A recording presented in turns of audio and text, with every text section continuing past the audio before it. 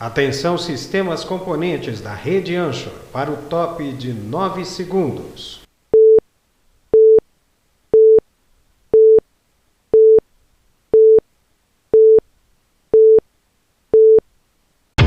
Nós somos a TVS Canal 4 São Paulo, ZYP 855, uma das 43 emissoras do Sistema Brasileiro de Televisão. Domingo, 8 de novembro de 1987.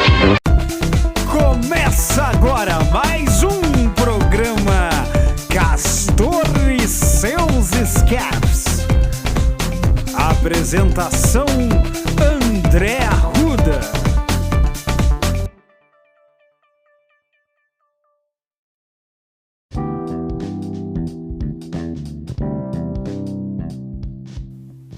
Olá, amigos e amigas, eu sou o André Arruda e essa, espero eu, que seja a terceira e última parte do podcast sobre a televisão brasileira. A TV brasileira completou em setembro 70 anos, né, do início oficial de suas transmissões. E essa terceira parte do episódio, esse episódio dividido em 3 partes, ele vai começar a debater algumas questões sobre a TV brasileira, não apenas hoje, mas também para o futuro, né? Então, sem mais delongas, vamos à terceira e última parte de Castor e seus Escapes. Eu vi o Brasil na TV, parte final.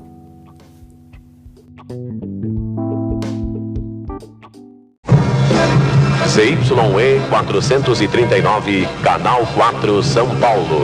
Emissora geradora da maior rede de televisão da América Latina.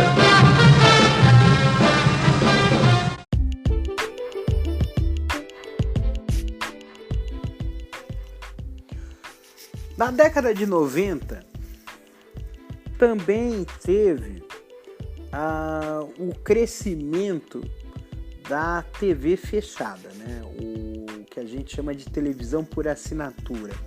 Ou, como o pessoal dizia anteriormente, é o que a gente chama de TV a cabo, né? Que foi inicialmente criado nos Estados Unidos, a TV a cabo,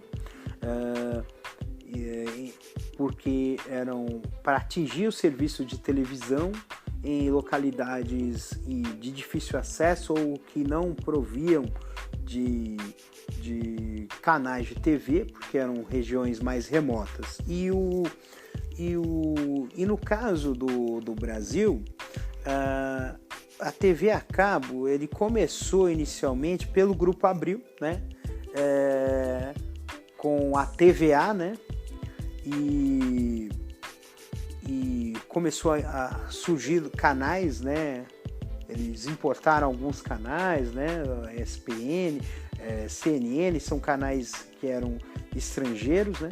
E depois começou-se a ter adaptações desses canais para o público brasileiro, né? O Grupo Globo resolveu entrar também nesse mercado, né? Criou o que a Globosat, né? E foram desenvolvidos vários canais como GNT, Multishow, Sport TV, né? Que são canais fechados, né? Que faziam parte do serviço de assinatura.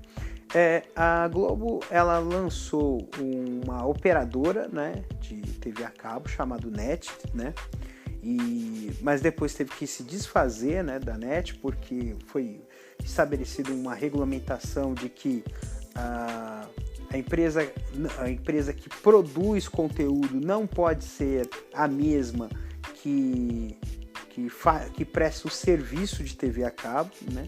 Então houve uma mudança, né, nisso. Então a TVA teve que ir para outro serviço e começou-se novos serviços de TV por assinatura. Um deles foi a DirecTV, que é o sistema de TV por assinatura por satélite, né? Sistemas de micro-ondas, né? E depois houve a fusão, né? Quer dizer, depois da DirecTV veio a Sky, mas depois esses serviços se fundiram e hoje só existe a Sky para serviços... quer dizer, a Sky foi a principal, né? Mas os serviços de TV por assinatura por satélite, né? O principal deles é a Sky, mas a Claro tem, a Vivo também tem, né? E o serviço por cabo e o outro serviço de TV por assinatura que veio também é o serviço vinculado à internet, né? Hoje você tem o sistema de IPTV, né, que é TV transmissão de TV utilizando a tecnologia IP, e a Vivo utiliza isso, né, para, por exemplo, transmissões de TV em 4K, porque precisa ter uma largura de banda de transmissão muito alta para poder fazer essa transmissão, porque é altíssima resolução. Então ele utiliza o sinal de 4K usando a fibra óptica, né?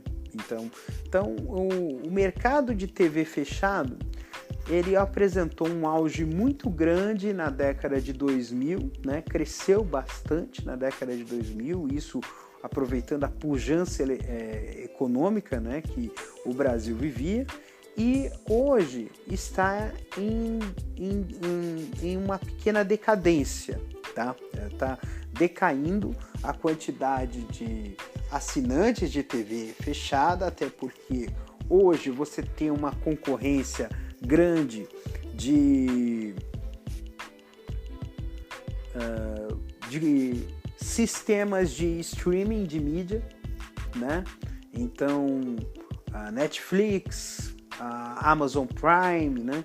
São exemplos de serviços que estão concorrendo com a TV.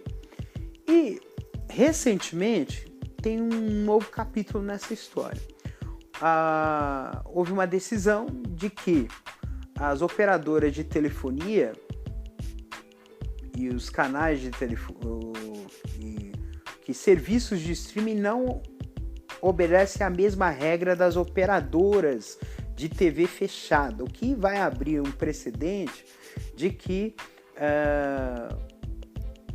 emissoras ou provedores de internet passem a oferecer transmissões ao vivo de canais de TV pela internet.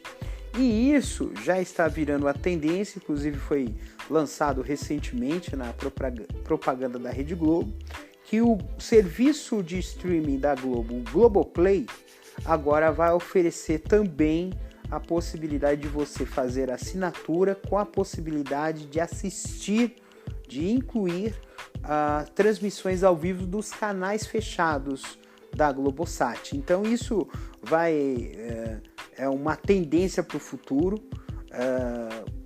até mesmo porque o futuro está aí, né? Não deixou de ser as transmissões deixaram de ser por um único local, por um único meio, então a coisa vai ser multimeio, não vai ter mais esse negócio de televisão ou porque agora qualquer tela pode ser uma tela em que a pessoa possa se tornar um espectador, uma tela de celular pode se transformar em uma tela de televisão.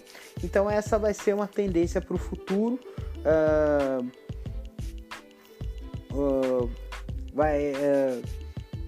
Aguardamos aí os próximos passos, porque na verdade elas estão caminhando para isso, né? Essa TV como nós conhecemos não vai ser mais essa, né? De um transmissor e receptor, né? Vai ser hoje a internet já vai dar essa possibilidade de que qualquer tela passe a ser tela de TV. então canta. Pá, canta. Mas é horrível. O tom, qual é o tom? Vai. É qualquer um. Não tem.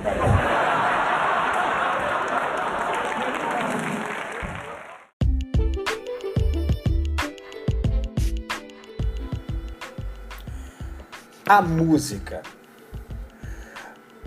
Como a música sofreu influência? Desde o início da televisão brasileira, a música sempre teve uma participação forte, né, na TV do Brasil, né? Atrações musicais eram frequentes até porque no início da TV, né, as atrações eram oriundas do rádio, né? Então haviam até mesmo na inauguração da TV teve uma atração musical. A primeira pessoa a cantar foi o padre, né? Que fez a missa. Era um padre cantor, né? Que abençoou a emissora e fez a primeira atração musical. E a música era ao vivo, não tinha esse negócio de conteúdo gravado, né? Então a música foi muito presente, né, dentro da TV do Brasil, e a década de 60 fez com que a TV ganhasse muito cartaz para a música, né? Primeiro com os festivais de música da TV Record, né? Bastante populares, né? E que chamavam multidões, tinha torcida. Teve um episódio inclusive icônico, né, de que um artista, né, que foi muito vaiado ao apresentar a sua música, se irritou, quebrou a guitarra e quebrou o violão e jogou para a plateia, né? Então são exemplos icônicos, né? E também dentro da TV, né, você tinha a Jovem Guarda, né? Teve muito crescimento, né? Com os shows, né? Com programas, né?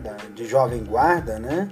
E que tinha o Roberto Carlos, o Tremendão, Erasmo Carlos, né? Jerry Adriane, Vanderlei e outros, né?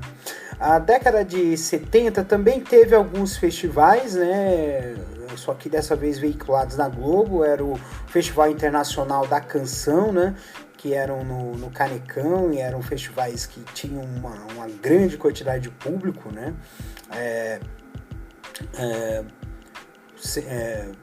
Vendo, né, esse festival ao vivo, né, e era via satélite, né, já era década de 70, então já tinha uma grande rede de comunicações estabelecida, né. Também, né, na década de 70 teve, por exemplo, a novela Dancing Days, que foi a primeira novela em que teve como base a cultura da música disco, né, que se passou numa discoteca, que teve uma grande popularização, né. O Fantástico, que surgiu na década de 70, havia atrações musicais em todos os programas, né. Então todo domingo tinha ao menos uma atração musical no Fantástico, e os programas de calouros, por exemplo, do Silvio Santos, né? E também do Chacrinha e do Raul Gil, né? Então são programas de calouros que haviam, né? Calouros, na verdade, não eram artistas profissionais, eram às vezes artistas semi-profissionais que apareciam no programa para cantar uma música, e por não serem muitos artistas amadores, sem nenhuma experiência, ou até mesmo desafinados, faziam a festa do público, né? Porque também geravam efeitos cômicos, né? Uma música que inspirou isso, né, é a música Tô Doidão, do Reginaldo Rossi, né? Essa música Ele fala de um homem icônico, de um personagem icônico, né? Que cantou no Chacrinha, só que cantou de uma outra forma totalmente diferente. A década de 80, com os programas de auditório, né, teve também muitas atrações, né, musicais, né? Os programas de auditório sempre foram programas que sempre foram o cartaz, né, da música, né? Mas também outros programas musicais ocorreram, né? O Festival Abertura, o programa Ensaio na Rádio e Televisão Cultura, né? Um programa bastante tradicional que até hoje existe, né? Na TV Cultura e na TV Educativa teve também espaço para música erudita, né? E também a gente pode citar também, né, os festivais, o Festival dos Festivais em 1985. Acho que foi o último festival que se teve notícia com repercussão. Ocorreram outros festivais também, mas sem muito alcance, né, porque eram em emissoras menores, né. E na década de 1990 chegou a MTV. A MTV deu um salto muito grande na questão de qualidade, porque os videoclipes eram feitos no Brasil na década de 80, muito por conta do Fantástico, mas eram videoclipes que eram videoclipes mais voltados para a televisão. Não eram videoclipes, por exemplo, feitos com uma qualidade que a MTV fazia. Eram videoclipes que tinham um pouco de amadorismo na sua produção, né? E a MTV trouxe esse profissionalismo, né? Os videoclipes passaram a ser melhor elaborados, a música começou a ser mais associada à imagem, e isso se refletiu na segunda metade da década de 90. Então a gente viu artistas visuais como, por exemplo, Mamonas Assassinas, né? Raimundos, e na Bahia o El Chan, né? Ou o Gera Samba, né? E todos os movimentos de música sempre eram acompanhados de perto, né, pela TV, né? A TV sempre mostrou muito bem, né? Tem uma passagem bastante pitoresca e até mesmo engraçada que aconteceu, foi no programa infantil da Xuxa chamado Xuxa Park, que foi exibido, que uma das atrações foi uma atração internacional, que é o grupo de dance music Gillette, e que cantou a música Short Dick Man. Para quem não sabe, a tradução literal é homem de pinto pequeno, né? E num programa infantil, talvez tenha sido um dos momentos que o pessoal deve ter considerado, puxa, mas que momento vergonhoso, né? Mas isso foi foi uma das gafes, né, da história da TV, mas isso pode acontecer, mas a TV brasileira sempre teve a presença da música, né? Mais recentemente, depois disso vieram os períodos dos grandes shows, né? Então a gente viu os especiais, né? O especial Amigos, né? Foi um dos mais bem sucedidos, né? O Festival Amigos, na verdade, era um show, né? Em que eram as principais duplas sertanejas, as 3 principais duplas sertanejas do país, que é Zezé de Camargo e Luciano, Chitãozinho e Chororó e Leandro e Leonardo. E ficou ainda mais icônico, né, depois da morte, né, do Leonardo, né? Do Leandro, desculpe. O Leonardo tá vivo, eu matei o Leonardo agora. a morte do Leandro, da dupla Leandro e Leonardo, que trouxe uma comoção nacional muito grande, assim como foi o acidente que vitimou totalmente os Mamonas Assassinas em 1996, né? Trouxe bastante comoção nacional, e foi um período em que a música ao vivo foi bastante utilizada. Hoje você não tem mais efetivamente na TV aberta, acho que a única exceção aqui em São Paulo é a Top TV, mas na TV aberta você não encontra mais canais exclusivos de música, né? Você tem, inclusive, até mesmo os canais que eram exclusivamente de música já não são mais tanto assim, porque passou a ter uma programação mais variada. A própria MTV, que passou a ter, além da música, a valorização colocou reality shows e outros tipos de programas, de variedades, e a Multishow também, né? Também tem um canal também na TV fechada, né? Que é o canal Bis, que também tem essa pegada mais musical, mas ela tem também uma programação mais variada, né? E recentemente vieram a fase dos reality shows, né? Os reality shows musicais. Então, o The Voice, né? É um deles, né? Qual é o seu talento também foi outro, também que foi Canta Comigo, é outro que também está fazendo Qual é o seu talento foi no SBT, o The Voice é na Globo, inclusive a versão Kids, né? The Factor, que passou na Rede Bandeirantes, né? E o Canta Comigo é na TV Record, né? Então hoje a gente vai encontrar muitos reality shows musicais, né? Porém a gente vê que hoje, com a questão da internet, a TV deixou de ter tanta relevância para a divulgação de artistas, tá?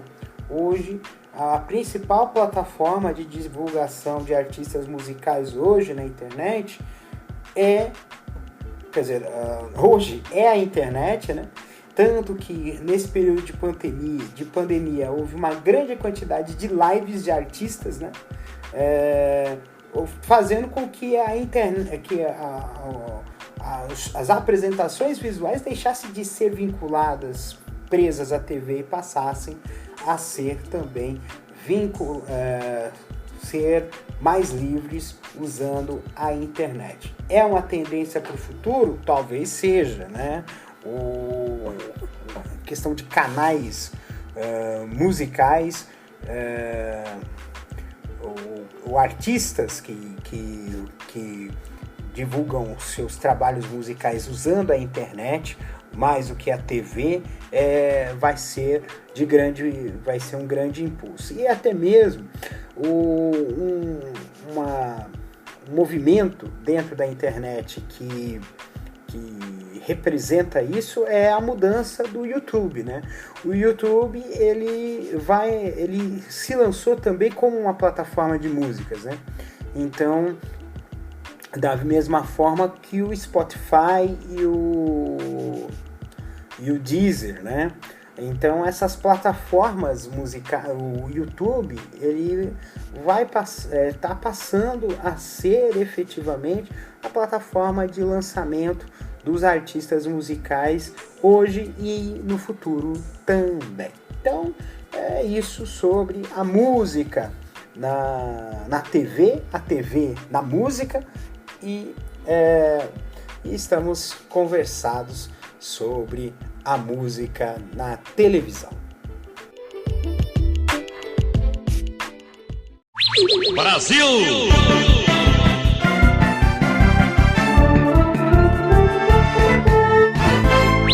Brasil!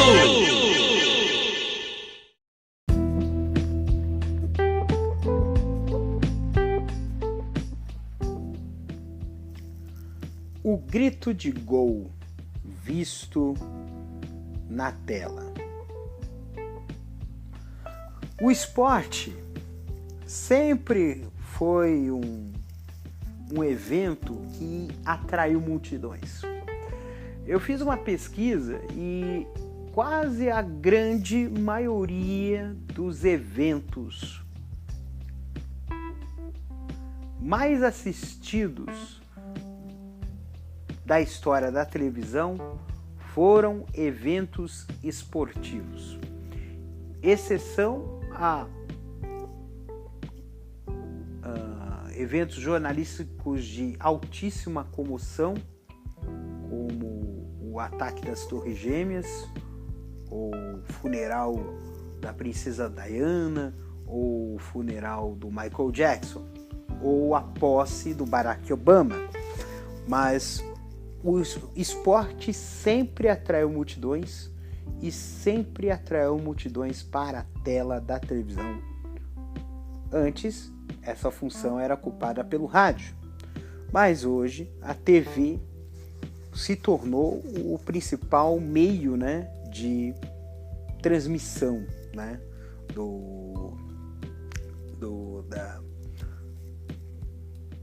dos eventos esportivos, né?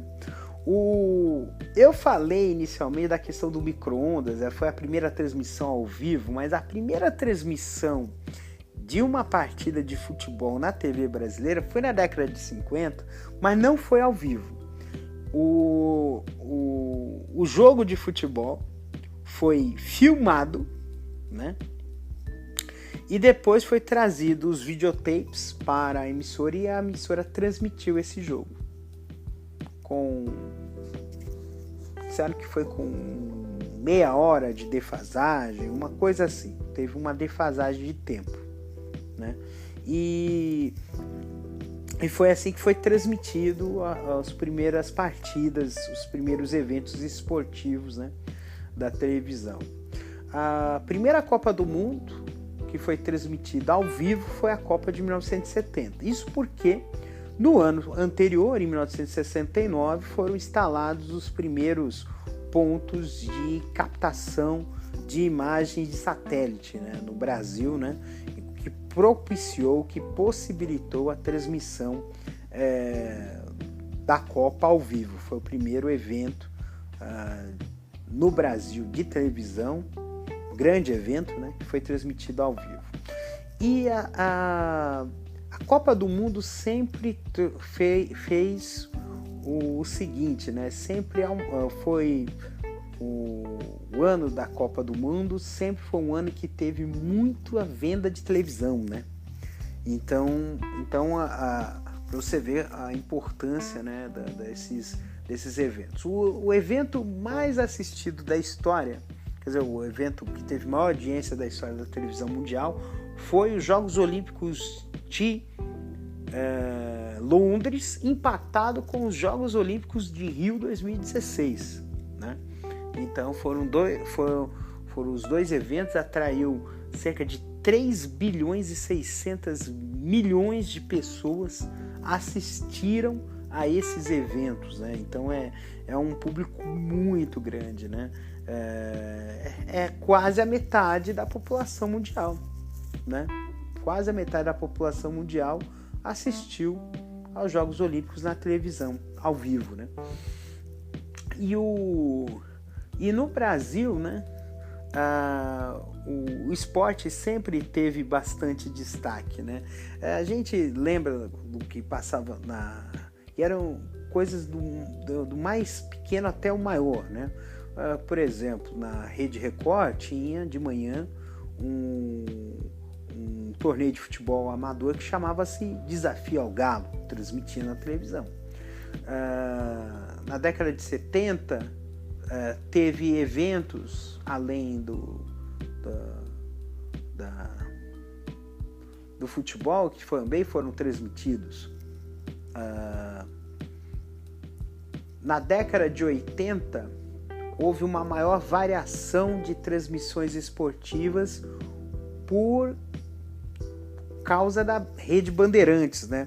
O Luciano do Vale, ele, além de apresentador, né, de locutor esportivo, ele resolveu empreender dentro da Bandeirantes uma transmissão de mais esportes, e tinha de tudo, né? Tinha corrida, jogo de vôlei, jogo de basquete, jogo até de sinuca, né? Teve de disputa. E talvez o jogo mais emblemático da história do vôlei brasileiro foi transmitido pela TV, com a transmissão do Luciano do Vale, que foi a partida de vôlei com o maior público da história, que foi mais de 130 mil pessoas no Maracanã para assistir a partida de Brasil e União Soviética. E foi transmitido na TV. Foi uma sacada de mestre, né? E que popularizou muito o vôlei no Brasil. Hoje o vôlei é uma potência, com medalhas de ouro no feminino e masculino, vencedor de mundiais, de Grand Prix, por conta dessa popularização que o vôlei recebeu nos anos 80, né? E os Jogos Olímpicos também passaram a ter bastante destaque, né? A cobertura dos Jogos Olímpicos, né? 84, 88, né? 1992, eu acredito que foi uma Olimpíada marcante, não apenas por causa do ouro no vôlei, mas foi uma Olimpíada que ganhou bastante repercussão. Na verdade, essa repercussão ela foi ampliada por causa dos Jogos Pan-Americanos de Havana em 91, que o Brasil teve uma posição bastante destacada e começou-se a ver, né, o sucesso, né, da delegação brasileira como algo muito mais factível, né? E isso acabou gerando uma atração muito grande, né, das pessoas em assistir, né, as transmissões, né? E ainda mais com o avanço, né, do time masculino de vôlei, gerou ainda mais repercussão ainda, né? E as transmissões, e aí a Globo começou a ver também o desporto com uma maior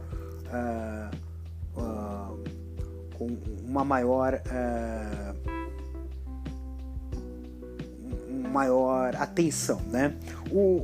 Veja que durante o verão a Band fazia um projeto que misturava a parte de esportes com a parte de artística, né? Que era o projeto Verão Vivo. E nesse projeto houve uma grande quantidade de transmissões esportivas de esportes de verão, né? Vôlei de praia também, né? Dentro desse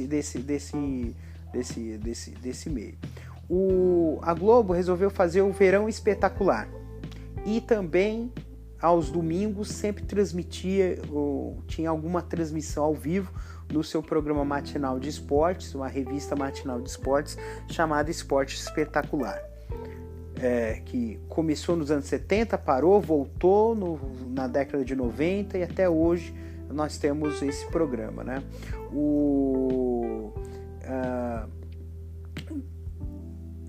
Além das transmissões esportivas, havia os programas de debate, né? Então, tem o Cartão Verde na TV Cultura, o Mesa Redonda, que acho que é um dos mais tradicionais programas de debate esportivo de São Paulo, né? Na TV Gazeta, o Terceiro Tempo, né? do Milton Neves, né?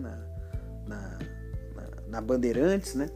E esses programas de debate sempre tinham uma posição destacada, até mesmo como alternativa às emissoras que não detinham os direitos de transmissão dos jogos. Então eles faziam a cobertura e faziam o debate, e isso atraía audiência.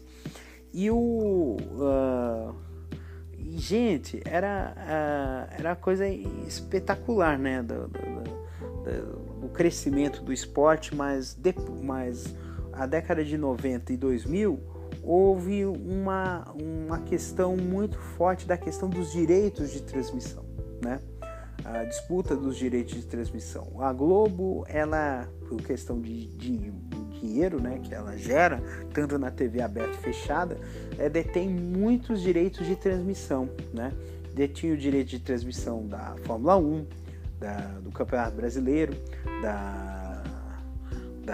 das partidas da Seleção Brasileira, Copa do Mundo, Olimpíadas. Só não transmitiu as Olimpíadas de 2012, porque a Record obteve os direitos de transmissão. Depois a Globo pegou de volta em 2016. E essa questão de transmissão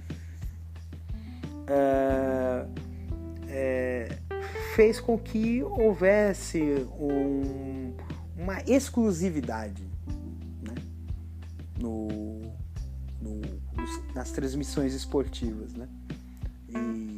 E quando se trata de exclusividade, a gente teme um pouco da perda da qualidade, porque a gente acaba vendo aquela transmissão sobre um determinado viés, né?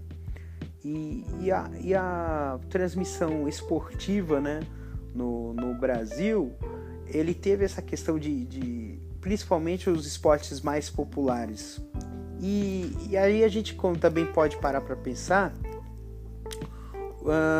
o que as emissoras de televisão em termos de esporte mostram para a gente. Mas a gente sabe que existem uma grande quantidade de modalidades esportivas, desde os esportes mais tradicionais até os esportes mais radicais, e que para determinadas modalidades há pouca visibilidade. Às vezes as pessoas só sabem que aquele esporte existe quando ele aparece numa transmissão de uma Olimpíada. Então é uma coisa que pode ser melhor tratada. Agora, entre as coisas que também devem ser tratadas adequadamente, eu esqueci, né? Teve muita transmissão de boxe nos anos 80, graças a Bandeirantes. Depois teve algumas transmissões na Globo, de boxe internacional, nos anos 90 e 2000. E, recentemente, você tem as transmissões de MMA, agora, né? Mas voltando àquela parte, né? Muito se dá pelo fato de que boa parte das transmissões esportivas você tem canais específicos para isso na TV fechada, né? Então você tem o Sport TV, a Fox Sports, a Band Sports, a ESPN, né? Que agora são do mesmo grupo, a ESPN e Fox Sports, né? E isso, essa questão de ficar um canal especializado em esporte, né? Acabou fazendo com que ocorresse isso. Mas ainda nos canais especializados de esportes, existem esportes que são mais privilegiados que outros, notadamente o futebol, né? E no caso da TV aberta, não tem jeito, né? Você também, além da disputa entre as modalidades esportivas, ainda tem a disputa com outros tipos de conteúdo jornalístico, de entretenimento, filmes, etc., né? Mas é uma questão que precisa ser mais verificada, né? E principalmente em relação ao esporte feminino, que também tem menos destaque. São coisas que a gente poderia ficar horas e horas discutindo, mas essa questão da transmissão ela é muito além, porque ela é um reflexo também de como é o marketing esportivo hoje, né? Então, o marketing esportivo, ele tem um direcionamento, e a TV, ou a transmissão de TV, ele reflete isso.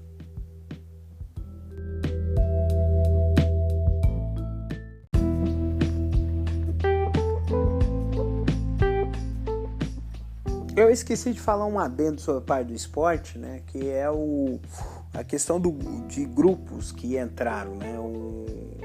O esporte interativo é um ponto à parte nessa história, né? Porque o esporte interativo, ele iniciou como um canal de internet, aí foi comprada e turbinada pelo grupo Turner, passou a ser canal, teve a opção de se transformar num canal aberto, e depois o grupo Turner resolveu mudar tudo e resolveu fazer com que os canais que são já da Turner, como o TNT e o Space, passassem a transmitir somente as partidas importantes usando a equipe do esporte interativo, e o esporte interativo ser todo pela internet, né? Boa parte do conteúdo ser nas mídias sociais, internet e YouTube, né? Então há uma tendência em que o esporte também, assim como eu falei da questão da TV fechada, ir para a internet como meio de transmissão, passar a ser assim também. Já um exemplo que foi recente aí é a DAZN, né? E o próprio Facebook. O Facebook e o DAZN. O DAZN é um serviço de streaming de esportes, né? Que veio no Brasil, né? Você faz uma assinatura e assiste os jogos. E o Facebook, ele também está comprando direito de transmissão, comprou direito de transmissão de alguns jogos da Libertadores, né? Então, alguns jogos teve transmissão pela Libertadores, tanto que essa questão de transmissão da Libertadores e partidas da Champions League trouxeram uma audiência muito grande, né? Foi recorde de audiência, né? Na internet, de transmissões da Champions e da Libertadores, né? E isso mostra que a internet hoje vai ser um meio do futuro, né?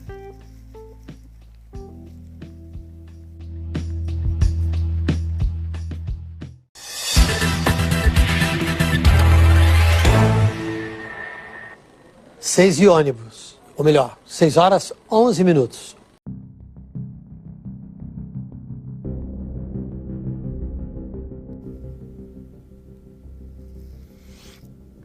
O jornalismo. Você sabia que a Globo, ela ganhou espaço por causa de uma transmissão jornalística? Ela cresceu no Rio de Janeiro, era uma estação de TV muito cara, né? Foi construída por meio de um acordo com o grupo Time Life, só que o acordo foi considerado ilegal e a Globo não tinha nada a ver com isso, ficou com toda a aparelhagem. E aconteceu que houve na região da Globo, no Jardim Botânico, aconteceu uma enchente, né? E a equipe da Globo, lá nos vídeos da década de 60, né? A TV Globo do Rio foi lançada em 1965, cobriu, né, essa enchente e começou a tomar muito sucesso e começou a crescer e se tornou essa emissora grande que é hoje, né? O jornalismo é um dos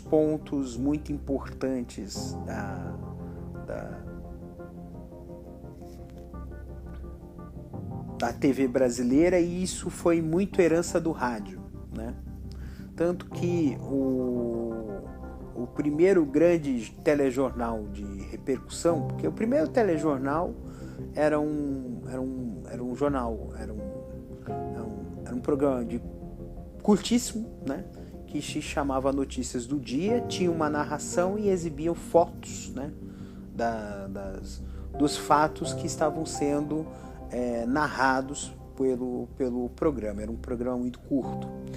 E depois trouxe do rádio o Repórter Esso, né? O Repórter Esso, com a narração de Heron Rodrigues, se eu não me engano, que era narrador do Repórter Esso no rádio, que ele narrou na TV. Tem um vídeo que eu encontrei na internet dos anos 70 dele, e uma coisa que eu achei muito legal é que naquela época não havia o recurso do teleprompter, né? O teleprompter foi introduzido pela Globo no Brasil na década de 70, no seu principal telejornal, o Jornal Nacional, e depois passou para os demais, né? Os demais telejornais da rede.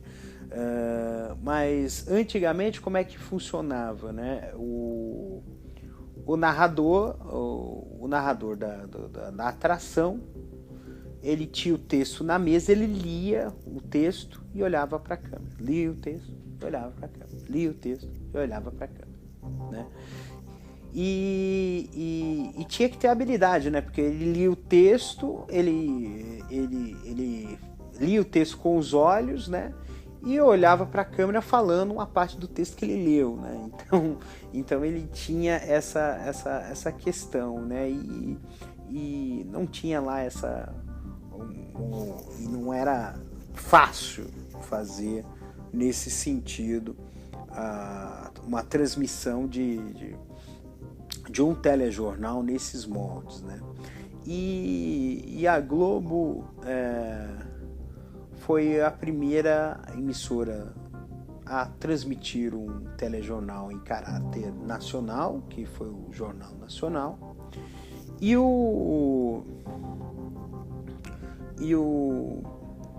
as redes de televisão também tinham essa questão de jornal nacional, de telejornais nacionais, né?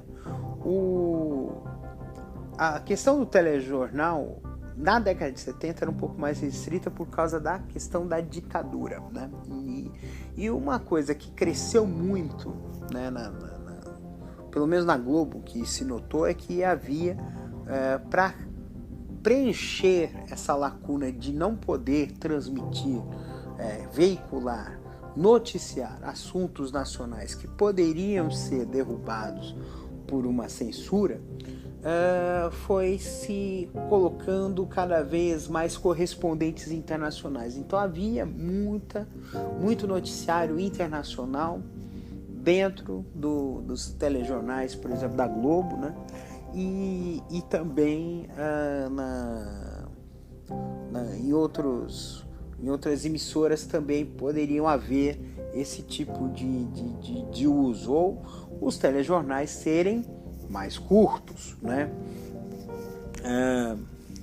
E a década de 80, um dos marcos da década de 80, creio eu, inicialmente, porque o mundo ele passava numa grande transformação, né? Um dos marcos foi a Guerra das Malvinas, em 1900, uma guerra internacional entre Argentina e Reino Unido por posse das Ilhas Maldivas, as Falklands Island.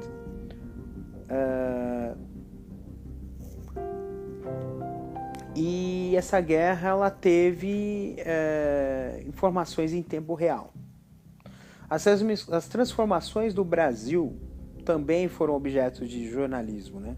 Foi o início da abertura, né, política no final da década de 70, o movimento das diretas, que há algumas controvérsias, sobretudo por parte da Globo, né, na cobertura das diretas, que só depois de um tempo que aderiu, porque realmente viu que era um movimento forte que não poderia ficar, não veicular devidamente, né?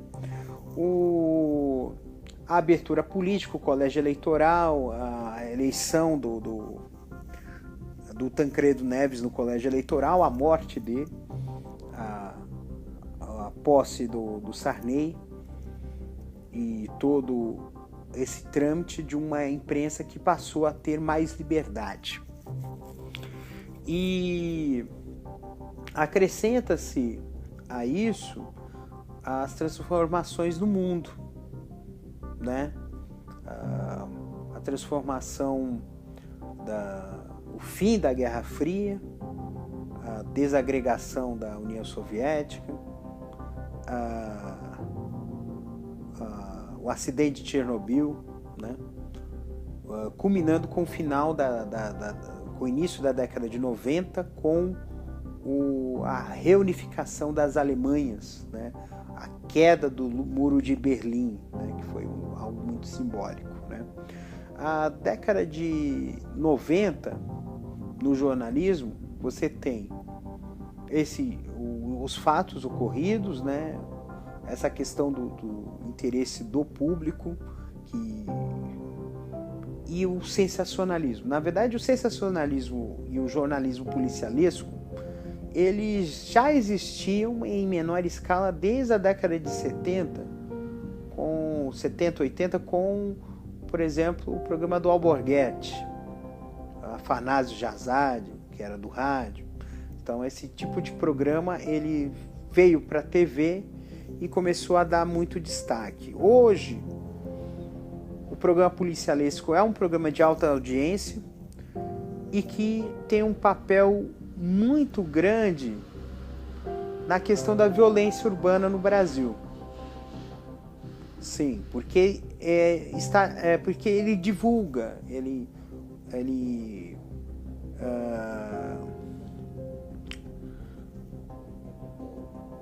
divulga, ele dá um aspecto, espetaculariza, né? Ele dá um aspecto maior, né? Do que o problema da violência realmente é, né? E coloca algumas questões de alguns preconceitos em relação à questão da violência, além de implantar na opinião pública uma cultura de violência, né? E isso é uma questão isso é muito questionável.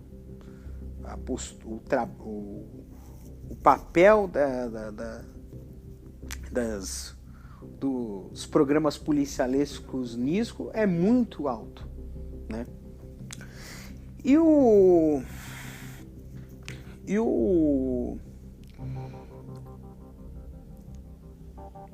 E na década de 90 começou também a questão dos eventos ao vivo, as coisas... 1991 foi a Guerra do Golfo. Foi a primeira vez que teve um ataque de guerra transmitido ao vivo pela televisão. E a gente pensa que a coisa mais espetacular que aconteceu foi em 1969, uma coisa mais espetacular que aconteceu na televisão foi em 1969, quando foi transmitido ao vivo a chegada do homem à Lua. E não posso dizer que a questão espacial também teve essa corrida espacial, né, entre Estados Unidos e Rússia, também não teve cenas ao vivo que impactaram. Talvez uma das coisas mais impactantes foram os acidentes, né, dos ônibus espaciais Challenger em 1986 e Columbia. Eu não sei se é na década de... Se eu não me engano, é na década de 2000. Então, o jornalismo começou a ter esse tempo, né? O tempo começou a ficar num tempo mais rápido, a chegar a ser, com o advento da internet, ao tempo real. Tudo em tempo real, tudo acontece ao mesmo tempo. E internet e o jornalismo tradicional, quer dizer, o jornalismo eletrônico, né, da TV, passaram a ter essas trocas, né? Coisas da internet virem para a TV e a TV também vir para a internet, né? Isso eu vou falar no próximo tópico. E a TV teve papel de influência. Mostrar a notícia de uma determinada forma faz com que a opinião das pessoas se modifique ou chegue a um determinado viés. Aí eu cito 3 exemplos. O primeiro exemplo foi o da escola base. A escola base eu já citei num episódio anterior.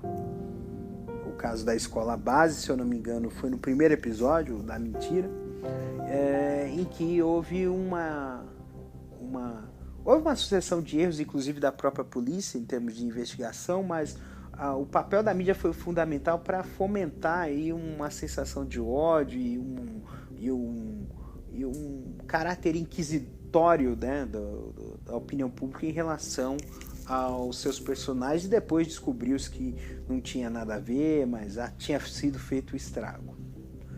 O outro exemplo é o impeachment do Collor. O impeachment, quer dizer, na verdade, a eleição de Collor em 89 e depois o impeachment, né, em 92. A eleição do Collor em 89 teve papel da mídia, um papel forte, inclusive o papel da Globo, né? Ele apareceu em programas de televisão antes da eleição, né? Por exemplo, ele apareceu no programa Cassino do Chacrinha, né? E a edição do debate do segundo turno, do último debate do segundo turno, é um exemplo de destruição de reputações que contribuiu, né, para destruir a reputação de Lula e ajudar a eleger o Collor, né, em 89. A mídia também acabou tendo papel, inicialmente a mídia impressa, mas depois os desdobramentos dos escândalos que envolviam o Pedro Collor e o Collor, com o esquema PC, né, acabou gerando uma grande repercussão que foi fomentado bastante pelos telejornais e acabou ocasionando um movimento forte, né, um movimento forte que gerou o Fora Collor também, né? Então, aí a gente dá um salto de 20 anos. Os protestos de 2013 e depois em 2016 os protestos pelo impeachment de Dilma Rousseff. O papel da mídia foi muito importante. Simplesmente ignoraram todas as manifestações em contrário à questão da Dilma.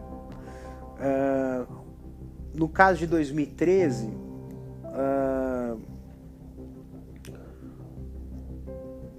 tentou-se criar uma narrativa e depois descobriu-se que a internet também teve um papel nisso, mas houve uma tentativa de criar a narrativa por parte da mídia para poder fazer a posição, né? E todo movimento que é contrário a determinados interesses, eles têm um determinado silenciamento. No início das greves operárias, no final da década de 70, a cobertura jornalística da TV era uma cobertura que simplesmente só ouvia as vozes patronais, não se cobria não se tinha a questão da isenção, que se ouvia as duas partes, né?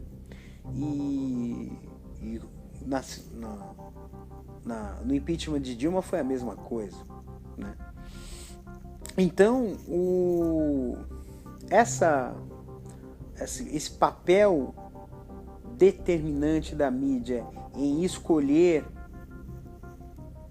heróis e mocinhos também é determinante para o movimento atual. O movimento hoje de pós-verdade, de fake news que nós vivemos hoje, muito se deve a esse papel que a mídia tradicional tinha, porque isso gera, quando se revela esses fatos depois, uma quebra de credibilidade. A mídia, ela começou a perder credibilidade, e isso se reflete nessa questão da fake news. O feitiço acabou virando-se contra o feiticeiro. Hoje a mídia, se ela quiser sobreviver, a mídia tradicional, se ela quiser sobreviver, ela vai ser obrigada a dizer a verdade, né? E as manipulações que estavam sendo feitas por parte da mídia, sobretudo da televisão, até mesmo por uma questão de influência da política e econômica, estão cada vez mais ficando mais inócuas, né? Está se perdendo, está se correndo o risco de não haver mais algo confiável em se acreditar. E é isso que que tem que se reverter, né? E para se reverter, a gente só tem uma saída, que é democratizar a mídia no Brasil.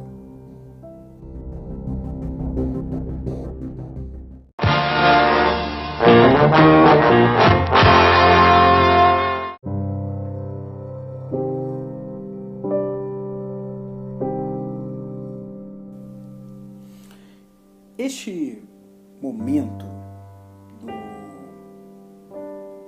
episódio vai ser mais debatido. Isso porque eu vou chegar num ponto em que eu vou falar sobre um tema que é um pouco poroso, até mesmo porque se veicula muito visões estereotipadas e preconceituosas sobre o que eu vou falar agora. Trata-se da democratização da mídia, sobretudo, mas nesse caso a gente vai falar sobre a democratização da mídia em relação à televisão. Você já deve ter parado para pensar o seguinte: você sabe que emissoras de televisão, elas são uma rede, são redes de televisão, e essas redes de televisão, elas têm as suas afiliadas, que são as suas emissoras locais. Essas emissoras locais, elas têm uma certa autonomia para transmitir conteúdo local. Mas geralmente essas filiadas, elas transmitem conteúdo que refere-se a um conteúdo, por exemplo, jornalístico referente à capital ou à cidade polo, onde essa emissora está instalada. E cidades vizinhas, tem-se alguma novidade somente quando é algo muito crítico. Vamos colocar essa questão em miúdos. Eu moro em Diadema, na Grande São Paulo. A cidade de Diadema, ela faz parte de uma conurbação urbana, que é a Grande São Paulo. E todas as emissoras na Grande São Paulo são baseadas em São Paulo, na cidade de São Paulo. E quase todo noticiário local, eles têm como referência a cidade de São Paulo. E cidades vizinhas só quando ocorre alguma coisa escandalosa, um escândalo de corrupção, uma situação de violência, um fato pitoresco. Por exemplo, Diadema, o que você tem de histórias, de notícias famosas, conhecidas da cidade de Diadema? Maníaco do Parque, a Favela Naval, né? Então, e recentemente teve um caso aí de uma caixa d'água que caiu se eu não me engano, no bairro do Serraria, em Diadema. Uma caixa d'água caiu e amassou carros, entendeu? Então, casos muito pertinentes, casos que acabam gerando uma reputação negativa para a cidade. Ou seja, as pessoas conhecem a cidade, as cidades da Grande São Paulo, muitas cidades da Grande São Paulo, por seus aspectos mais negativos, porque são essas as notícias que acabam emergindo ao noticiário local. E um outro exemplo, por exemplo, é quando há uma divulgação de atrações culturais. As atrações culturais, todas elas são da cidade de São Paulo. Mas a gente sabe que existem em diversas cidades equipamentos públicos, centros culturais, teatros, né, cinemas, né, e as pessoas preferem ir para a capital ao invés de prestigiar as atrações culturais da sua própria cidade, os artistas locais da própria cidade, etc.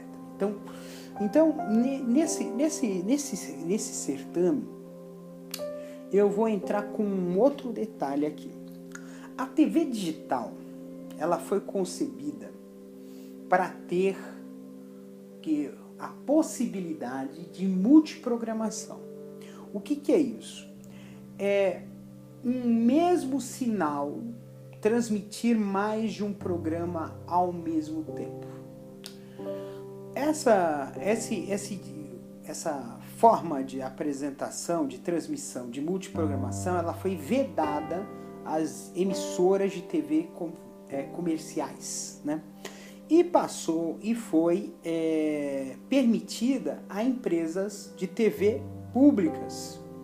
E por que isso ocorre? É para que seja possível, a um custo baixo, operacional baixo, porque para você manter uma empresa, uma transmissora de TV, tem custo e não é um custo barato, né? E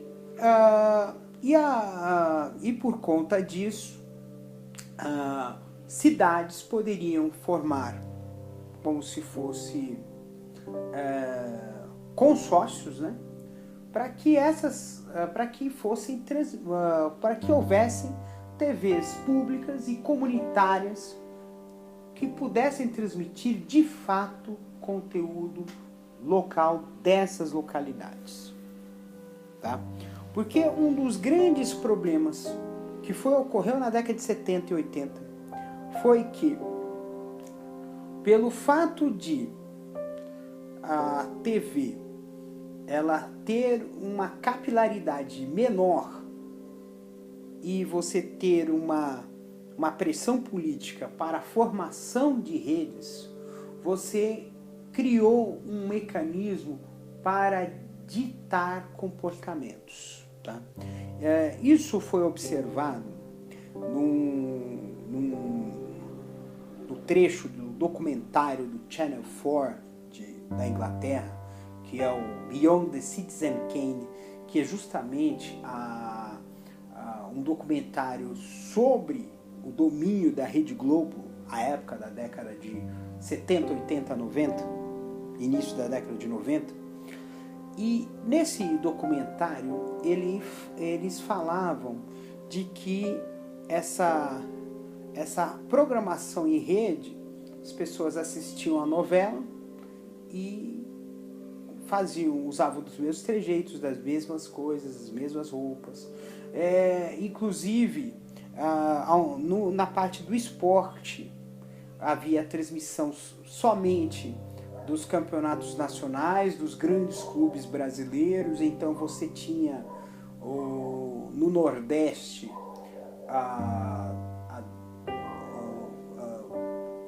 um movimento de dupla torcida, né, de segunda torcida, né, de que muitas pessoas do Nordeste, da região Norte, em vez de torcer para os seus times locais, eles torciam para os seus times nacionais. Então há muitos torcedores do Vasco, do Botafogo, do Flamengo, do Corinthians, do Palmeiras, do São Paulo, do Grêmio, do Internacional, do Cruzeiro, em outros estados brasileiros, né? Do Norte, do Nordeste, do Centro-Oeste. Né?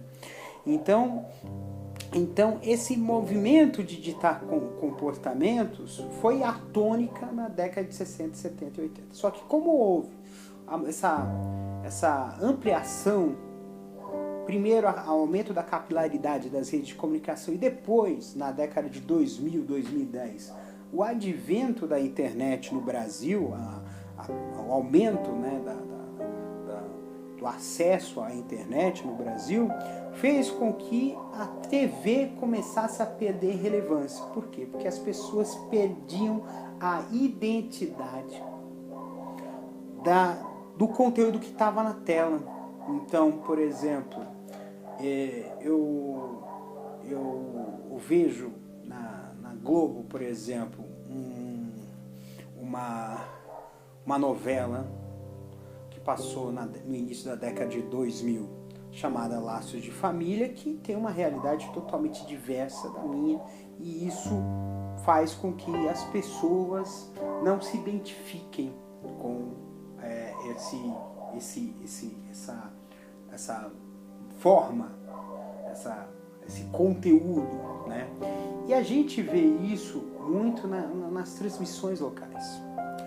Quando eu falo dessa parte de democratização da mídia, muita gente questiona porque acha que é para acabar com as redes e tornar toda a programação local, ou fazer com que diminua a qualidade da programação televisiva no Brasil. Não é nada disso. Quando você abre mais espaços, você permite que as pessoas consigam se ver na tela. Então, quando, por exemplo, eu tenho uma emissora de TV comunitária, por exemplo, da cidade de Diadema, você vai ter um noticiário voltado para a cidade de Diadema, você vai ter a divulgação de atrações culturais da cidade de Diadema, você vai ter as pessoas vendo seus problemas locais, a sua realidade próxima, né? Fora que os artistas da cidade poderão exibir na TV os seus conteúdos, né? Os seus conteúdos de curta-metragem, os seus conteúdos de dramaturgia, os seus conteúdos musicais, os seus conteúdos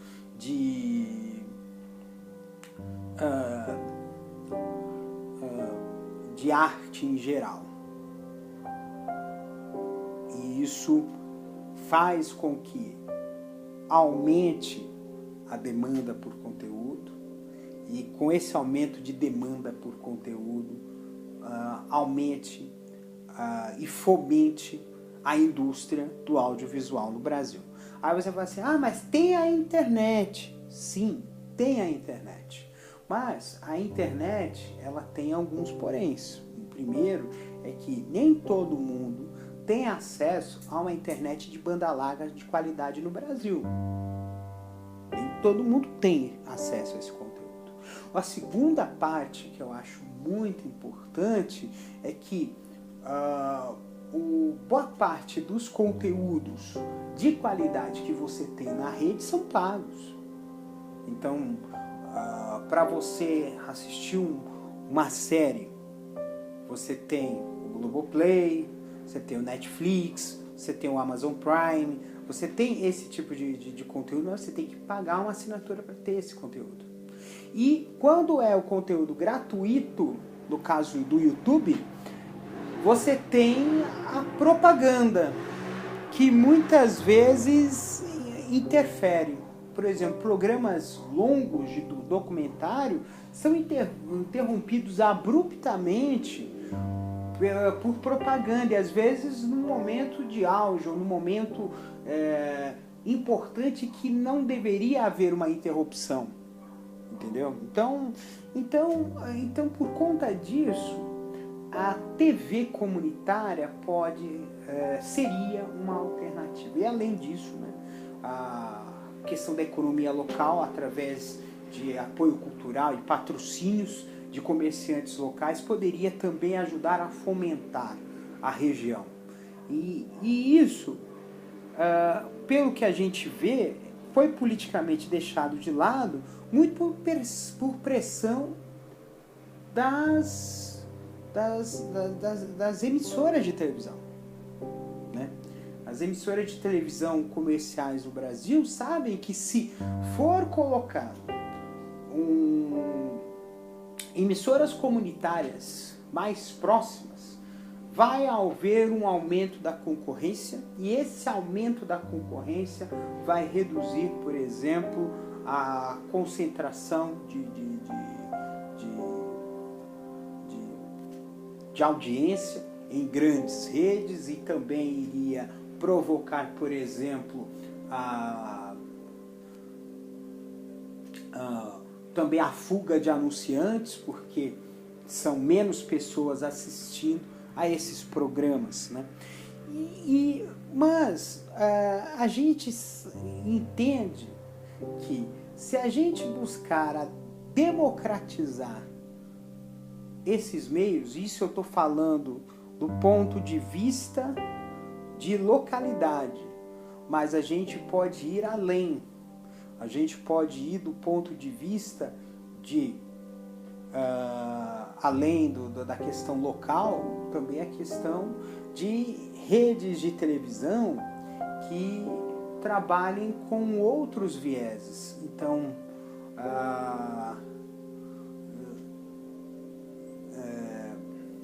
mídias, emissoras de televisão, como por exemplo a TVT, que ela tem uma ligação com sindicatos, uma ligação sindical.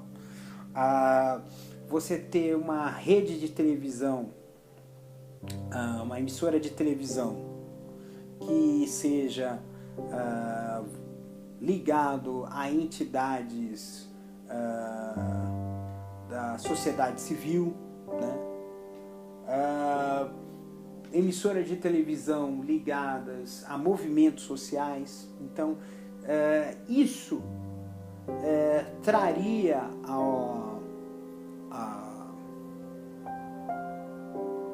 a mídia um aspecto muito mais plural, porque haveria uma pluralidade maior de opiniões, uma pluralidade maior de pontos de vista. Porque numa emissora comercial, eu vou colocar aqui um jargão para vocês, quem paga a festa escolhe a música. Então, por exemplo, numa situação de greve de bancos, por exemplo, a greve dos bancários, ela quase não aparece na mídia, né? Ela só aparece na mídia porque vai ter greve, porque vai prejudicar a população e porque os funcionários querem um aumento de salário, por exemplo. E, na verdade, a pauta de reivindicações é muito mais extensa.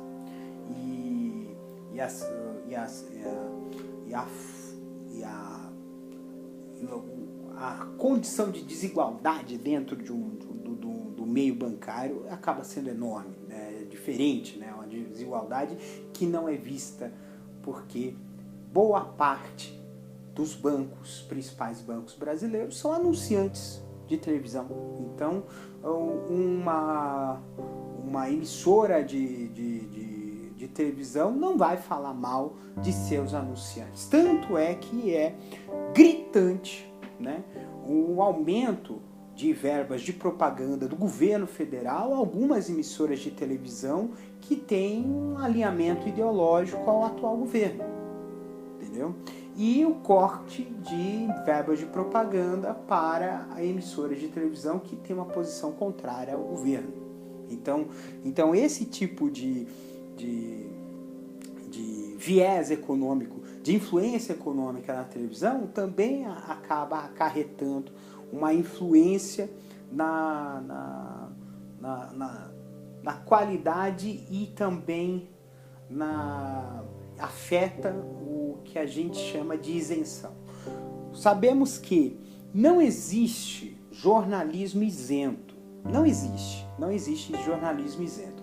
O que existe é um jornalismo que busque todos os lados para que as pessoas possam dar o seu juízo de valor.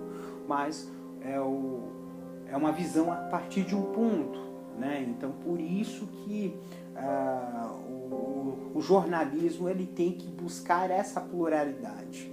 Você ter grupos jornalísticos que tenham até mesmo papéis antagônicos, mas que ofereçam ao telespectador um juízo de valor que permita expressar a sua opinião, opinar sobre assuntos importantes. Então,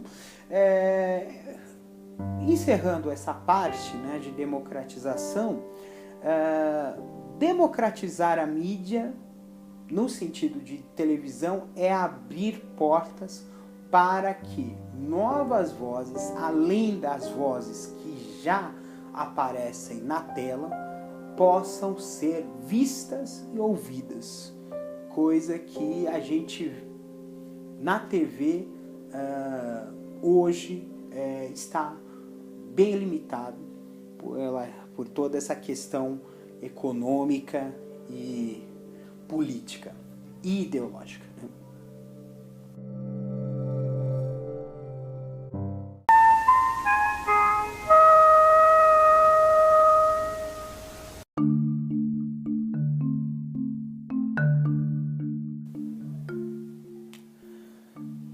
A TV sempre foi uma forma de trabalhar com a tecnologia, tá? A tecnologia da tela de raios catódicos foi promovida pelo advento da televisão, que depois passou a ser utilizado de outras formas. A transmissão de rádio também, a transmissão de micro-ondas, idem. A transmissão via satélite também, o videotape, idem, né? A tecnologia de câmeras também faz parte desse processo. A TV digital é parte desse processo. E quando a gente fala de TV e tecnologia, a gente vai imaginar um conceito que passou a ser muito utilizado e até hoje a gente vê, que é o conceito de segunda tela, né? A segunda tela é quando o conteúdo televisivo acaba pautando os assuntos nas mídias sociais. E isso é inevitável porque boa parte dos conteúdos de entretenimento, de esporte, de jornalismo acabam sendo veiculados em grande escala pelos meios de comunicação de massa, no caso a televisão, e isso vira pauta dentro das mídias sociais. Então, o conceito de segunda tela hoje é mais do que uma realidade. E não só além da questão da segunda tela. Hoje é algo além. Hoje você vê que os assuntos da internet, pouco a pouco, estão começando a pautar a televisão também, né? Então, no conceito de linguagem, no conceito de parte de conteúdo, né? No conceito de personalidades da internet estão indo parar na TV. E isso faz com que, pouco a pouco, TV e internet comece a ser uma coisa só. E ainda esse movimento que está havendo de transmissões ao vivo de eventos televisivos, seja de forma aberta ao público ou por meio de uma assinatura, vão conduzir a televisão a um novo patamar. Ele vai deixar de ser segunda tela, vai ser um conceito de que a TV vai se tornar omnichannel, né? Omnichannel significa não importa o canal, ele se torna acessível não importa o canal. Vai estar acessível na TV, no dispositivo móvel, no celular, no computador, no tablet, né? E nas mídias, né, em geral. Isso, inclusive, pode haver futuramente de que não exista mais uma TV com recepção de sinal de televisão, seja todo esse conteúdo, seja pela internet. Isso pode ser uma tendência do futuro, porque a cada vez mais, a cada avanço das comunicações sem fio, de telefonia, de internet, porque começou com telefonia celular, depois foi para 2G, 3G, 4G, e nós já vamos entrar hoje na tecnologia 5G, né, de transmissão. E isso vai permitir uma internet rápida, muito rápida, acessível, certamente bastante acessível no futuro, e que vai acabar dispensando o acesso à TV de forma convencional. E ainda digo mais, né? A TV indo para a mídia da internet, ela vai passar a ter novas funções, vai ter mais interatividade, vai ter mais formas de assistir, porque o conceito de omnichannel é o conceito de assistir em qualquer lugar, mas também a qualquer tempo. Então, assim que esse conteúdo é disponibilizado, é transmitido, ele pode ser visto a qualquer hora. Então, por exemplo, você assistir o telejornal da manhã na parte da tarde, ou assistir o jogo de futebol que ocorreu no domingo, na segunda-feira. Esse conceito que a gente chama de audiência retroativa, né? O que vai permitir que esse conceito da TV, no estilo omnichannel, no estilo que seja em qualquer lugar e em qualquer tempo, possa se tornar em muito pouco tempo realidade. E ainda tem um outro detalhe muito importante. Conforme vai ampliando as probabilidades de comunicação sem fio, as comunicações tradicionais vão começar a perder espaço. E quando você perde espaço, significa que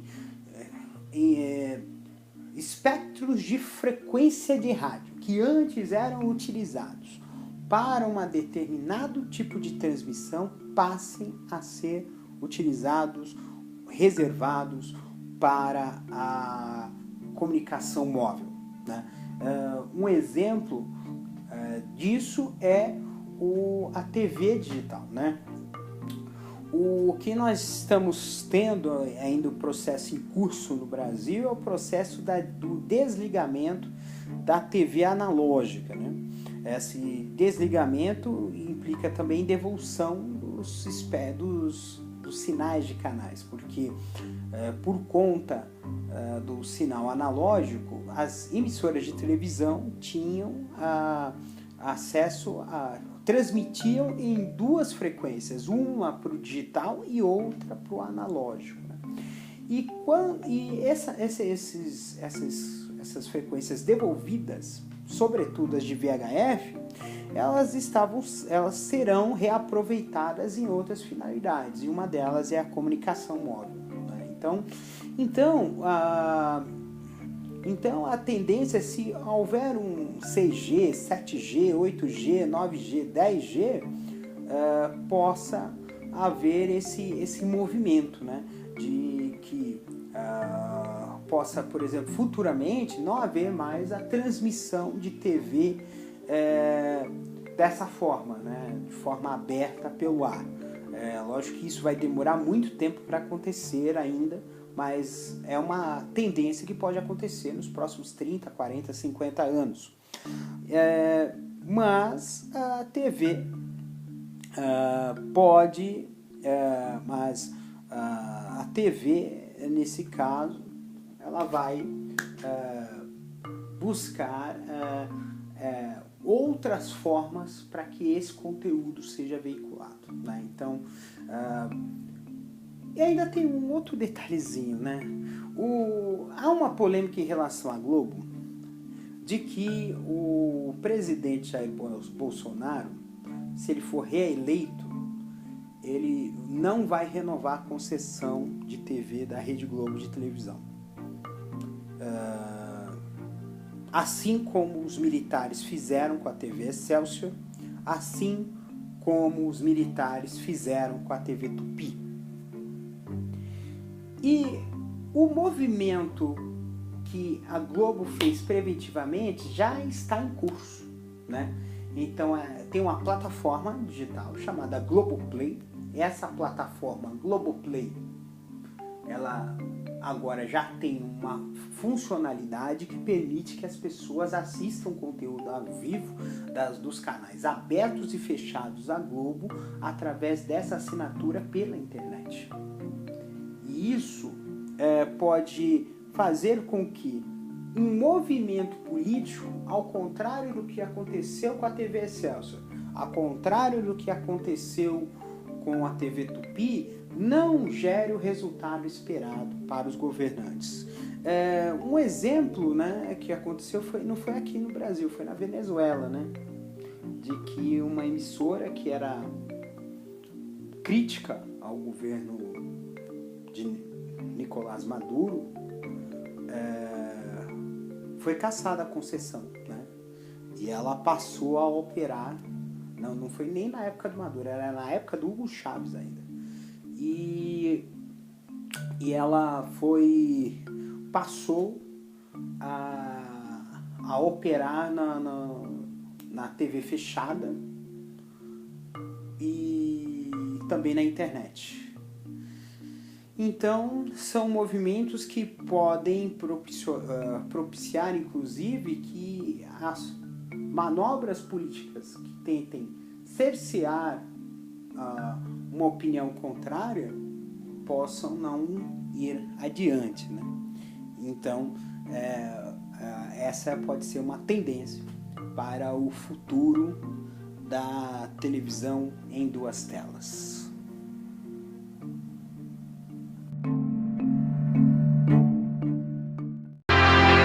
Na Rede Manchete, mais um programa de primeira classe, que fica melhor ainda num TV Mitsubishi, o único com qualidade para oferecer 30 dias de teste.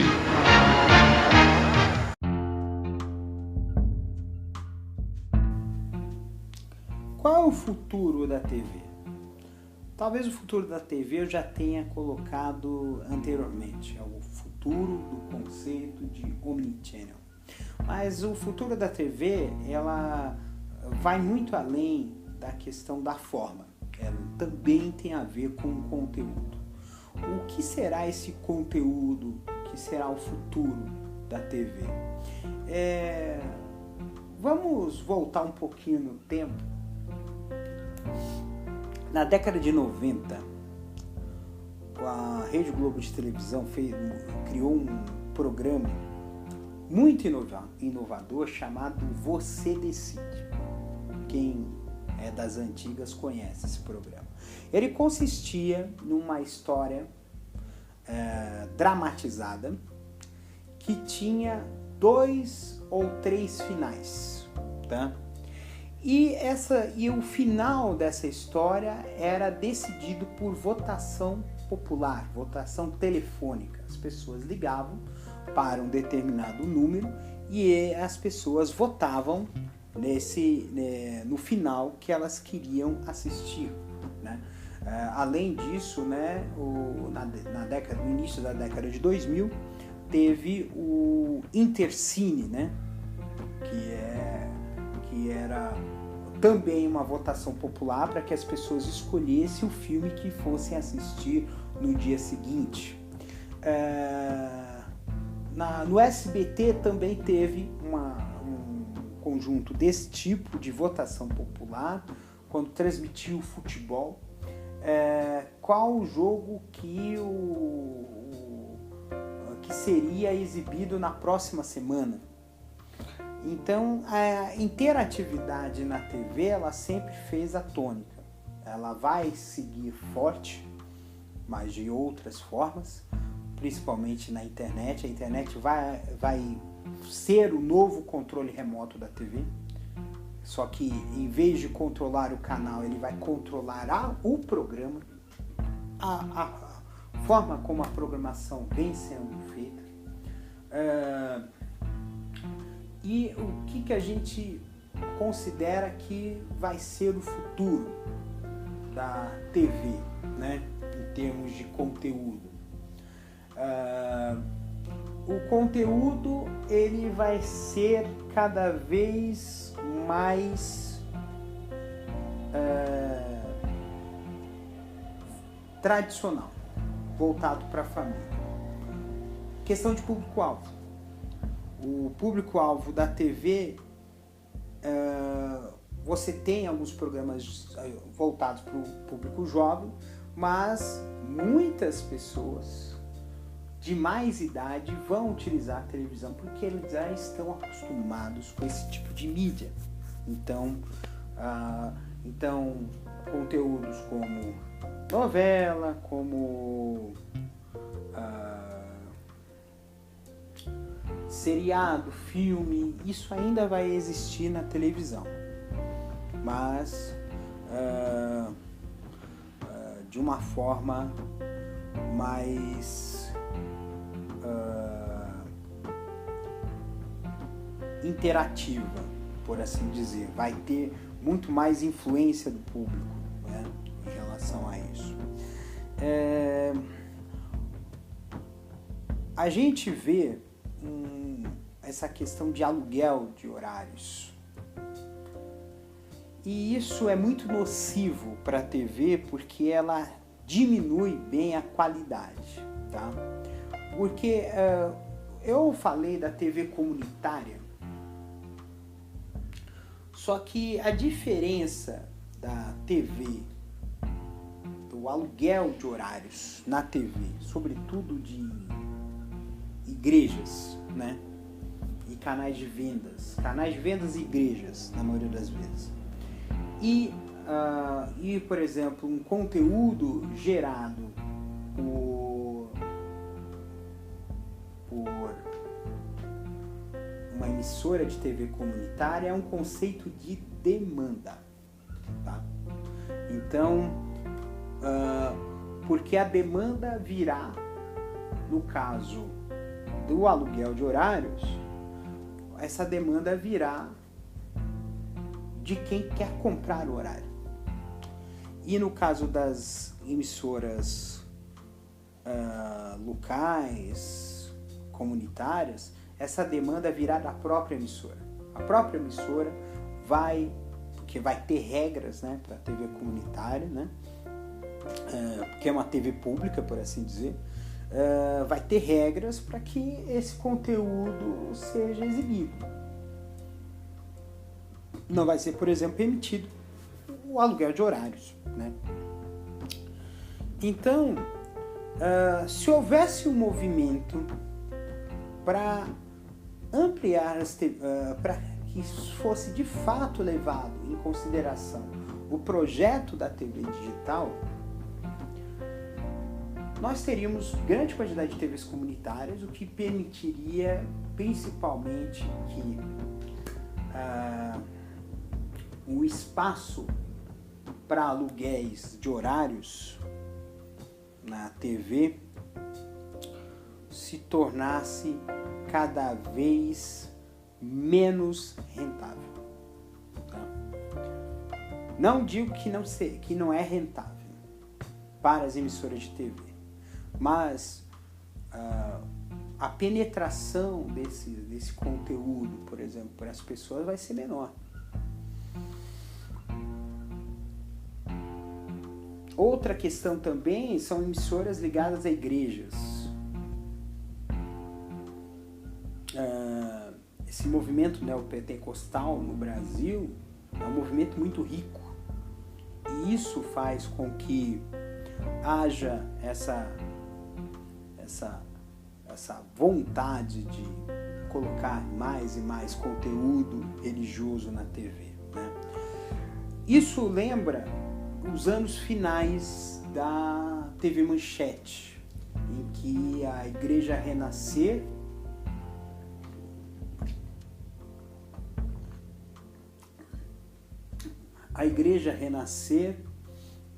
praticamente arrendou o canal inteiro e tomou posse, né, das instalações da emissora.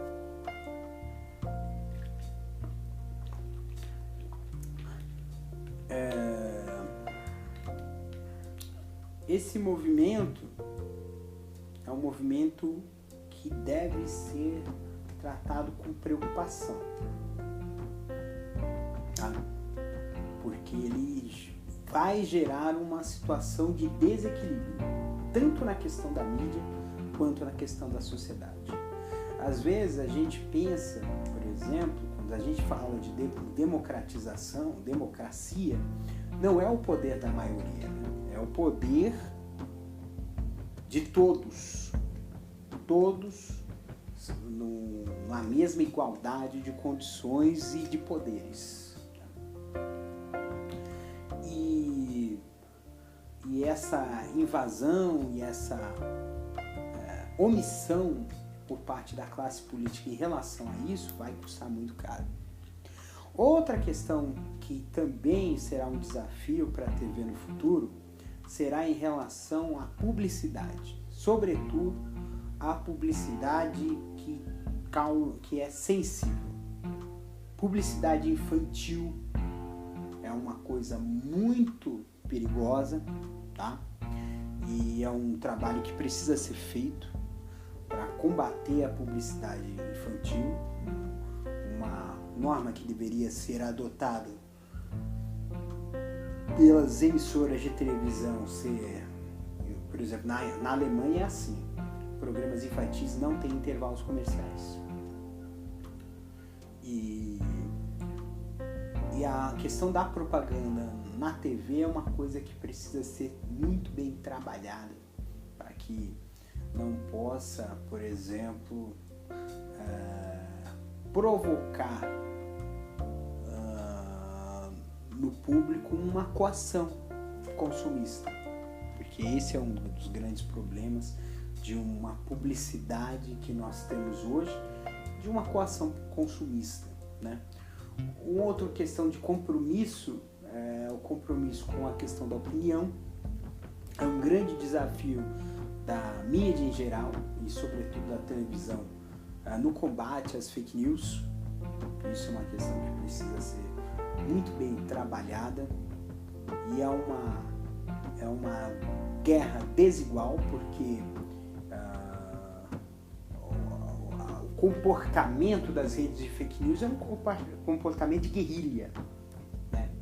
É um comportamento de guerrilha e que afeta severamente a democracia e que pode até mesmo ameaçar a existência das emissoras de televisão.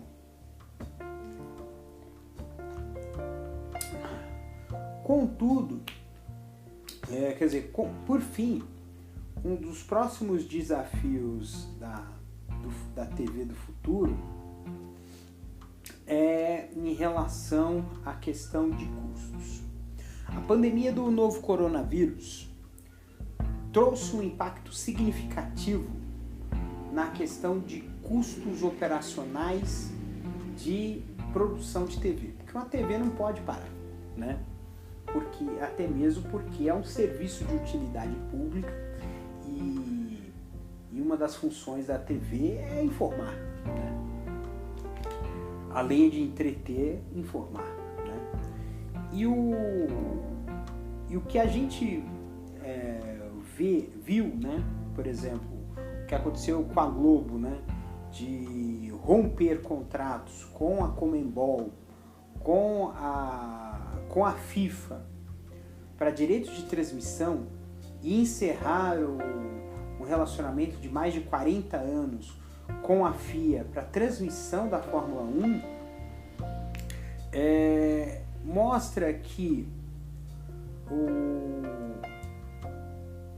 a exclusividade tem um preço e é um preço alto, muito alto. Então, o que vai ter que se trabalhar novas formas de direitos de transmissão.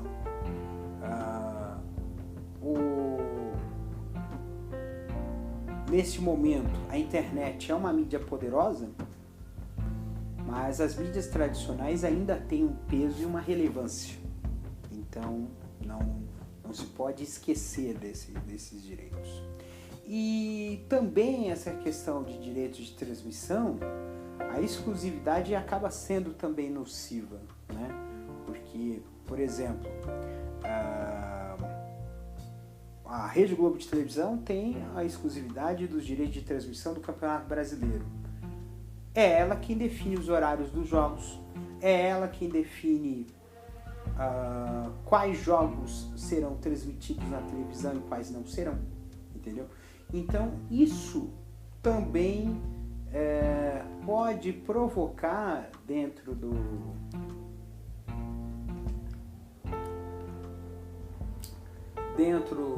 da TV um cenário, por exemplo, de banalização de produtos, de eventos, banalização de eventos, né? O que nós vemos hoje no futebol brasileiro é um processo de banalização e isso provoca inclusive um processo de decadência. Esse campeonato brasileiro é um dos campeonatos que está num dos piores níveis de competitividade, de qualidade dos jogos, enfim. Então isso acaba sendo nocivo. Seria melhor que não tivesse, se é para ter uma situação desse tipo, né? As produções televisivas também sofreram um impacto, né? Tiveram que produções de dramaturgia foram interrompidos, né, por conta da pandemia, né? Que é um exemplo, né? Você pode dizer, teve a opção das novelas da Globo, mas vários programas do SBT tiveram cancelamentos, né? Então, Bom Dia e Companhia deixou de ter equipe de estúdio. a novela infantil do SBT foi cancelado, o contrato do Roberto Cabrini não foi renovado, né? Então hoje a produção própria de conteúdo de televisão está cada vez mais ameaçado. Então o trabalho de parcerias talvez seja um fator de sobrevivência nesse período de pandemia. É claro que hoje todo o processo de produção audiovisual está praticamente paralisado. Haverá uma retomada? Sim, mas não se sabe quando, né? Então aí é necessário uma questão de gestão de crises, até mesmo porque a questão pandêmica do novo coronavírus não vai ser a primeira e nem vai ser a última nesse século, em termos de impacto, porque o impacto que foi dessa pandemia do novo coronavírus foi um impacto tão grande que praticamente arruinou o ano de 2020. O ano de 2020, para muitos setores, está arruinado, e para a produção de mídia também. Então, o futuro da mídia no mundo e no Brasil vai ser muito relacionado a como produzir conteúdos, como definir parcerias, como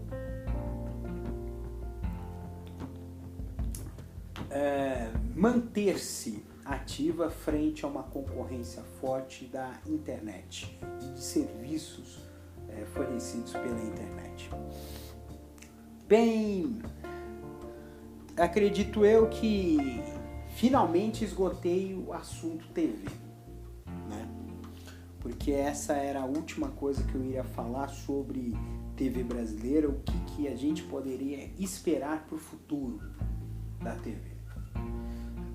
Se a TV brasileira vai continuar daqui a 70, 100 anos, vai chegar a 100 anos, chegar a 2050 com a mesma relevância que tem hoje, que teve no passado, não sabemos.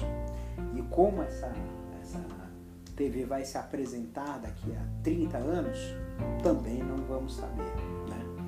Mas o que encaminha-se é justamente isso, é a questão de conteúdo, e que seja até mesmo mais diversificado, porque a concorrência deveria e deverá aumentar dentro e fora dos espectros de frequência das antenas de TV. E antes de encerrar efetivamente, a gente sempre pede, eu vou pedir que a gente tenha um pouco de juízo de valor àquilo que a gente está assistindo, um pouco de sensibilidade crítica, de criticar certas coisas é importante. Eu vi uma matéria de um site especializado em metrô que criticou uma reportagem do telejornal local de São Paulo, o SPTV, pela forma como eles apresentaram uma lentidão nas obras do metrô, né? Da linha laranja, se eu não me engano, a linha laranja que ainda não foi construída. E eles apontaram uma sucessão de erros e uma apresentação bastante grosseira da situação, o que levaria as pessoas a terem uma opinião que não é exatamente a tradução da realidade. E a gente, falando desse exemplo, é importante a gente começar a olhar a TV não desconfiando, mas sim observando alguns detalhes que podem não ser corretos.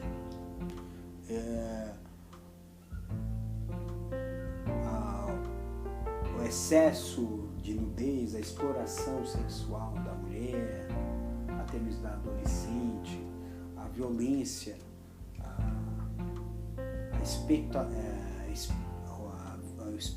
espetacularização da violência, né? São temas que a gente tem que começar a conversar com os nossos amigos, com os nossos parentes, com as pessoas que estão próximas da gente, né? Com os nossos colegas de trabalho. Porque se a gente começar a ter uma postura crítica em relação àquilo que está sendo exibido na tela e começar a manifestar essa crítica, inclusive essa manifestação ela tem que ser também em forma de ação, ver esse conteúdo, criticar, e se essa crítica não fazer efeito mudar de canal, nós poderemos sim melhorar e muito a qualidade do que é visto na TV no Brasil hoje. Então, desde já, eu agradeço a você por ter assistido, ouvido, né, essa maratona de quase 4 horas de conversa sobre televisão. Eu peço até desculpas encarecidamente se algum detalhe ficou faltando, alguma coisa que não ficou adequada. Estou à disposição de vocês. Dentro do Anchor tem um canal para mandar áudios. Mande áudios, pode falar, pode mandar áudio opinando sobre esse e outros episódios. E o próximo episódio vai ser sobre finanças, mas só sobre o aspecto digital das finanças. Eu vou produzir para vocês um episódio que vai falar sobre o fintechs, criptomoedas, Pix e a tecnologia na área de finanças, que vai mudar muita coisa na área de finanças hoje e no futuro. Então, espero vocês no próximo episódio e encerramos aqui mais um episódio de Castor e seus escapes. Até breve.